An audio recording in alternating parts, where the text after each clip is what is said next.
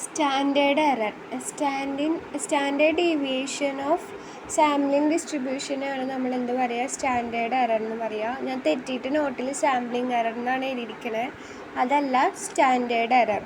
പിന്നെ ഈ സ്റ്റാൻഡേർഡ് എററിൽ എന്താണ് ശരിക്കും പറഞ്ഞാൽ ആ difference between observed and expected frequency, അതാണ് standard error. Lower standard error എന്ന് പറയുമ്പോൾ നമുക്ക് അവിടെ നിന്ന് എന്ത് കിട്ടും, ഈ ഡിഫറൻസ് ലോ ആയിരിക്കും. അതേപോലെ തന്നെ ലാർജസ്റ്റ് സാമ്പിളിംഗ് സ്റ്റാൻഡേർഡ് എറർ എന്ന് പറഞ്ഞു കഴിഞ്ഞാൽ ഈ difference between observed and expected frequency large ആയിരിക്കും. പിന്നെ ഈ standard error inversely proportional to size ആയിരിക്കും. അതായത് ഈ സാധനം സ്റ്റാൻഡേർഡ് എറർ ഹാഫ് ചെയ്യാൻ വേണ്ടിയിട്ട് സാമ്പിൾ സൈസ് 4 ടൈംസ് ഇൻക്രീസ് ചെയ്താൽ മതി. പിന്നെ എന്താണ്, ഇത് കുറയുന്നതാണ് നമുക്ക് കുറച്ചും കൂടിയും റിലയബിളും പ്രെസിഷനും ഒക്കെ. അടുത്തത് കോൺഫിഡൻസ് ഇൻ്റർവൽ. ഈ സ്റ്റാൻഡേർഡ് എറർ നമുക്ക് ഈ കോൺഫിഡൻസ് ഇൻ്റർവൽ കണ്ടുപിടിക്കാൻ സഹായിക്കുന്ന ഒരു ഘടകമാണ്. അപ്പോൾ നമുക്ക് ഈ പോപ്പുലേഷൻ പാരാമീറ്റേഴ്സ് ഏത് ലിമിറ്റ് വരെ എക്സിസ്റ്റ് ചെയ്യും, ഏതൊക്കെ ലിമിറ്റ് വരെ ലൈ ചെയ്യും എന്നുള്ള ആ ഒരു ഇൻ്റർവെലിനെയാണ് നമ്മൾ എന്താണ് പറയണത്, കോൺഫിഡൻസ് ഇൻ്റർവൽ. അപ്പോൾ ശരിക്കും ഏറ്റവും കൂടുതൽ പ്രിസിഷൻ തരാൻ എപ്പോഴാണെന്ന് ചോദിച്ചു കഴിഞ്ഞാൽ സാമ്പിൾ സൈസ് കൂടുമ്പോഴും കോൺഫിഡൻസ് ഇൻ്റർവൽ കുറയുമ്പോഴാണ് നമുക്ക് കൂടുതൽ പ്രിസിഷൻ കിട്ടുക. അടുത്തത് sample distribution of a mean. Sample distribution of a mean എന്ന് പറയുമ്പോൾ probability distribution of all possible mean of a random sample of given size that we take from a population. ഇപ്പോൾ ഇവർ പറയണത് എന്താ വെച്ചാൽ, നമ്മളിപ്പോൾ നോർമൽ പോപ്പുലേഷനാണ് സംഭവങ്ങൾ എടുക്കണതെങ്കിൽ സാമ്പിൾ ഡിസ്ട്രിബ്യൂഷൻ ഓഫ് മീൻ എന്ന് പറയുന്നത് നോർമലായിരിക്കും. ഇപ്പം നമ്മൾ സപ്പോസ് എടുക്കണ പോപ്പുലേഷൻ നോർമൽ അല്ല എന്ന് വിചാരിക്കുക. നോർമൽ അല്ലെങ്കിൽ പോലും, നോർമൽ അല്ല എന്ന് പറഞ്ഞു കഴിഞ്ഞാൽ അത് ഒന്നില്ലെങ്കിൽ പോസിറ്റീവ്ലി സ്ക്യൂഡ് ആവും അല്ലെങ്കിൽ നെഗറ്റീവ്ലി സ്ക്യൂഡ് ആവും. അപ്പോൾ ഇങ്ങനെ എന്തെങ്കിലും കുഞ്ഞ് സ്ക്യൂനെസ് ഉണ്ടെങ്കിൽ പോലും ബൈ സെൻട്രൽ ലിമിറ്റ് തിയറം അതെന്ത് ഡിസ്ട്രിബ്യൂഷൻ തന്നെയാണെന്നാണ് പറയണത്, നോർമൽ ഡിസ്ട്രിബ്യൂഷൻ.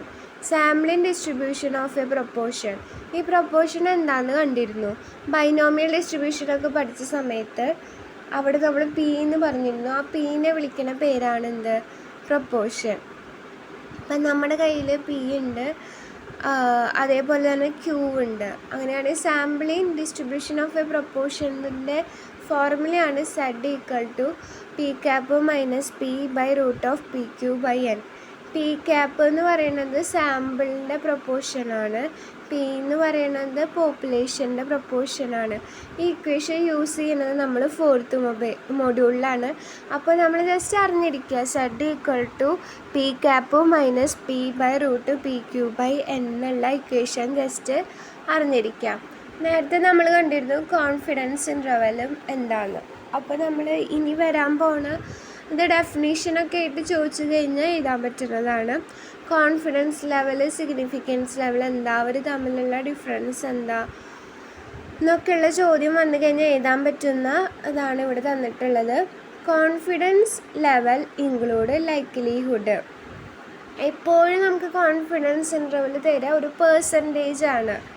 ഈ ട്രൂ വാല്യൂ, ഇപ്പോൾ നമ്മൾ പറയുന്ന വാല്യൂ ഏതിൻ്റെയൊക്കെ ലിമിറ്റിൽ പെടുന്നുണ്ട് എന്നുള്ളതാണ് എന്ത് പറയണത്, കോൺഫിഡൻസ് ലെവൽ. അതിൻ്റെ ഓപ്പോസിറ്റായിട്ടുള്ള റീജിയൻ, ഇപ്പോൾ ഒരു ലിമിറ്റിനെയാണ് നമ്മൾ എന്ത് പറയുക, സിഗ്നിഫിക്കൻസ് ലെവൽ. അതാണ് പറയണത്. Confidence level include likelihood that true value of population parameter falls within specific range based on sample data. അപ്പോൾ നമുക്ക് 95% കോൺഫിഡൻസ് ഇൻ്റർവൽ എന്നൊക്കെ പറഞ്ഞിട്ട് തരും. അങ്ങനെ ഒരു എക്സാമ്പിൾ എഴുതി വയ്ക്കുക. സിഗ്നിഫിക്കൻസ് ലെവൽ എന്ന് പറയുമ്പോൾ കോംപ്ലിമെൻറ്റ് ടു കോൺഫിഡൻസ് ലെവലാണ്. അതിന് നമ്മൾ ആൽഫ എന്നാണ് റെപ്രസെൻ്റ് ചെയ്യുക.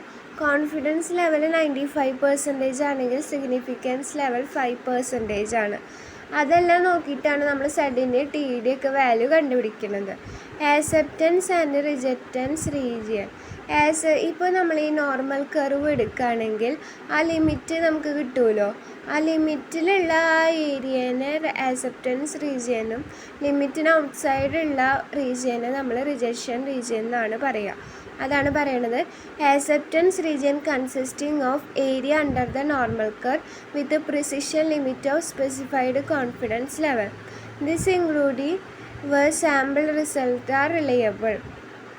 Conversely, rejection region lie outside these limits and indicate whether sampling results are deemed statistically significant, suggesting that two parameter value may differ from sample estimate. ഇത്രയും മനസ്സിലാക്കുമ്പോൾ rejection region എന്ന് പറയുന്നത് acceptance റീജിയന് ഔട്ട്സൈഡാണ് കിടക്കുക.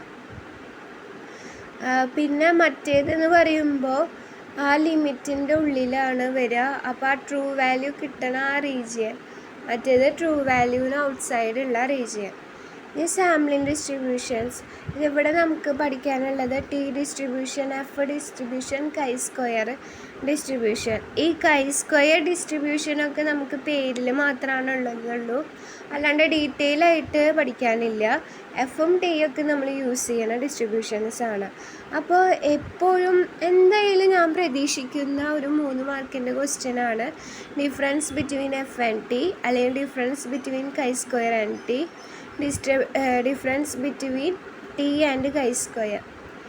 അപ്പോൾ നിങ്ങൾ എഴുതുമ്പോൾ ശ്രദ്ധിക്കേണ്ടത്, മറ്റേ സീരീസ് എഴുതുമ്പോഴും മോഡലൊക്കെ എഴുതുമ്പോൾ എല്ലാവരും അറ്റൻഡ് ചെയ്യുന്ന ക്വസ്റ്റ്യനാണിത്. പക്ഷേ അവിടെ പ്രശ്നം എന്താ വെച്ചാൽ ഇവരുടെ ഡെഫിനിഷൻ എഴുതാൻ മറന്നു പോവുകയാണ്. ആ ഡെഫിനിഷനാണ് നമ്മൾ 2 മാർക്ക് കൊടുക്കുന്നത്. അപ്പോൾ അത് എഴുതാൻ മറന്നു പോയി കഴിഞ്ഞാൽ അതിൻ്റെ മാർക്ക് പോവും. അപ്പോൾ നമുക്ക് അതിൻ്റെ ഡെഫിനിഷൻ നോക്കാം.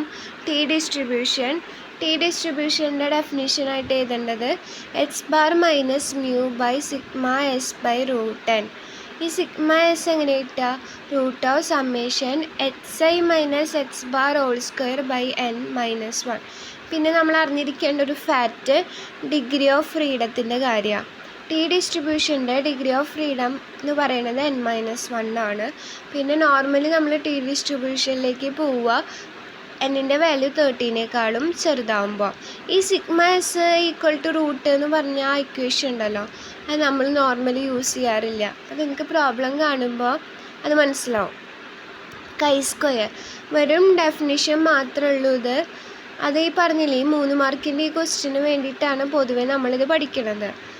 പിന്നെ ഇതെപ്പോഴാണ് കൂടുതൽ കൈ സ്ക്വയർ യൂസ് ചെയ്യേണ്ടത് വെച്ചാൽ collection of values involve adding up squares. ഈ സ്ക്വയറുകളൊക്കെ ആഡ് ചെയ്യാൻ വരുന്ന സാഹചര്യത്തിൽ നമ്മൾ കൈ സ്ക്വയറാണ് യൂസ് ചെയ്യുക. ഇപ്പോൾ സപ്പോസ് എക്സാമ്പിൾ പറയുക, ഈ വേരിയൻസ് ഇത് എന്താണ് മറ്റേ തിയറി ഭാഗമാണ്, അല്ലാണ്ട് ശരിക്കും നമ്മൾ പ്രോബ്ലത്തിലൊന്നും ചെയ്യണില്ല. ഇപ്പോൾ വേരിയൻസ് എന്ന് പറഞ്ഞാൽ എന്താ? സിഗ്മ സ്ക്വയർ ആണല്ലോ. അപ്പോൾ അവിടെ സിഗ്മ സ്ക്വയർ വേരിയൻസിൻ്റെ ഒക്കെ വല്ല പ്രോബ്ലത്തിൽ സിഗ്മ സ്ക്വയറൊക്കെ ആഡ് ചെയ്യുമ്പോൾ കുറേ ഡാറ്റ ഒക്കെ ഉണ്ടാകുമ്പോൾ ഈ കൈ സ്ക്വയറാണ് യൂസ് ചെയ്യുക എന്നാണ് പറയുന്നത്. നമ്മളെ നോർമൽ ഡിസ്ട്രിബ്യൂഷൻ എന്നൊക്കെ പറഞ്ഞാൽ എന്താണ് നമ്മൾ പഠിച്ചത്? സിമെട്രിക്കലാണ്. അപ്പോൾ ഇത് ഈ കൈ സ്ക്വയർ എന്ന് പറയുന്നത് നോട്ട് സിമെട്രിക്കൽ അല്ല. കാരണം അത് പോസിറ്റീവ്ലി സ്ക്യൂഡ് ആവാൻ വഴിയുണ്ട്. കാരണം എന്താണ്? ഇതിനെല്ലാം സ്ക്വയർ ചെയ്യുകയാണല്ലോ. സ്ക്വയർ ചെയ്യുമ്പോൾ പോസിറ്റീവ് വാല്യൂസ് അല്ലേ കിട്ടുന്നത്. പിന്നെ കൈ സ്ക്വയറിനൊരു ഫോർമുലയാണ് summation OI minus EI square by EI. ഈ OI എന്ന് പറഞ്ഞ ഒറിജിനൽ വാല്യൂ, EI എന്ന് പറഞ്ഞ എക്സ്പെക്റ്റഡ് വാല്യൂ. പിന്നെ അതേപോലെ തന്നെ കൈ സ്ക്വയറിന് ഞാൻ പറഞ്ഞൊരു വേരിയൻസിൻ്റെ സ്ക്വയറുകൾ തരുമ്പോൾ ഇങ്ങനെ ചെയ്യേണ്ടതെന്ന്.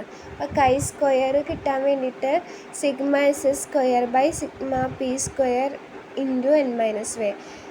n വെച്ചാൽ നമ്മുടെ സാധാരണ degree of freedom. Degree of freedom n-1 ആണ്. n എന്ന് പറയുമ്പോൾ സാമ്പിൾ സൈസാണ്. അതിവിടെ എഴുതിയത് കറക്റ്റല്ല. n എന്ന് പറയുന്നത് എന്താണ്? സാമ്പിളിൻ്റെ സൈസ്. n-1 എന്ന് പറയുമ്പോൾ ഡിഗ്രി ഓഫ് ഫ്രീഡം. അപ്പോൾ സിഗ്മ എസ് എന്ന് പറയുമ്പോൾ സാമ്പിളിൻ്റെ വേരിയൻസ്, സിഗ്മ പി എന്ന് പറയുമ്പോൾ പോപ്പുലേഷൻ്റെ വേരിയൻസ്. അപ്പോൾ ഇത് ഇനി ഡെഫിനിഷൻ എഴുതിക്കൂടെ, chi square equal to OI minus EI square by EI. പിന്നെ എന്തിനാണ് നമ്മളിത് യൂസ് ചെയ്യാറ്? പൊതുവേ ആഡിങ് അപ്പ് സ്ക്വയേഴ്സിനാണ് യൂസ് ചെയ്യാറ്. പിന്നെ നോട്ട് സിമെട്രിക്കലാണ്, പോസിറ്റീവാണ്. കൈ സ്ക്വയറിന് ഈ ഒരു ഡെഫിനിഷനും കൂടി ഉണ്ട്. ഇത്രയും കാര്യങ്ങൾ നമ്മൾ ആ 3 മാർക്കിൻ്റെ ഉള്ളിൽ കൊണ്ടുവരണം. അതേപോലെ എഫ് ഡിസ്ട്രിബ്യൂഷൻ ആണെങ്കിലോ വേരിയൻസുകളുടെ സ്ക്വയറുകൾ. ഇത് നമ്മൾ എവിടെയാണ് എഫ് വാല്യൂ കണ്ടുപിടിച്ചിരുന്നത്? അനോവയുടെ അവിടെയാണ് എഫിൻ്റെ വാല്യൂ കണ്ടുപിടിക്കാൻ പോണത്. സാമ്പിൾ സൈസ് N1 N2 തന്നിട്ടുണ്ട്. സിഗ്മ S1 ഉണ്ട്, സിഗ്മ S2 ആണ്. അത് സിഗ്മ സ്ക്വയർ എന്ന് കാണുമ്പോൾ തന്നെ നമുക്കറിയാം അത് വേരിയൻസ് ആണ്. 2 സാമ്പിൾ എടുത്തിട്ടുണ്ട്, ആ 2 സാമ്പിളിൻ്റെ വേരിയൻസ് ഉണ്ട് എൻ്റെ കയ്യിൽ. അങ്ങനെയാണെങ്കിൽ എഫിൻ്റെ value sigma S1 square by sigma S2 square. Sigma S1 square എന്ന് പറയണത് summation H1i bar minus H1 bar whole square by N1 minus 1. Sigma S2 square എന്ന് പറയുന്നത് summation H2i bar minus H2 bar whole square by N2 minus 1. അടുത്തതിൽ പറയുന്നത് difference between F and T distribution. അത് അടുത്തതൊന്നല്ല, F ഡിസ്ട്രിബ്യൂഷൻ്റെ ചോദിക്കുമ്പോൾ ഇത് full എഴുതിക്കൊള്ളാം. ഇപ്പം ഞാൻ പറഞ്ഞ ഫുള്ള് ആ ഡെഫിനേഷനായിട്ട്. ടി ഡിസ്ട്രിബ്യൂഷൻ്റെ പറയുമ്പോൾ ഈ ഫുള്ള് എഴുതണം. അപ്പോഴാണ് നമുക്ക് 2 മാർക്ക് കിട്ടുക. ഇനി ബാക്കി 1 മാർക്ക് കിട്ടേണ്ടതാണ് ഈ എഴുതിയ ഡിഫറൻസസ്. എഫ് ഡിസ്ട്രിബ്യൂഷൻ എന്ന് പറയുമ്പോൾ നമ്മൾ അവിടെ എന്താ കണ്ടിരുന്നത്? വേരിയൻസുകളിനെ കമ്പയർ ചെയ്യുന്നുണ്ട്.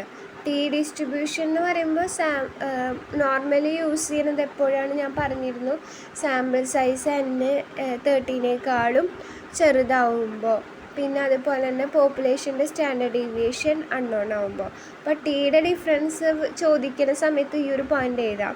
എഫിൻ്റെ ചോദിക്കുന്ന സമയത്ത് നമുക്ക് എന്ത് എഴുതാം? Used to compare variance of 2 population എഴുതാം.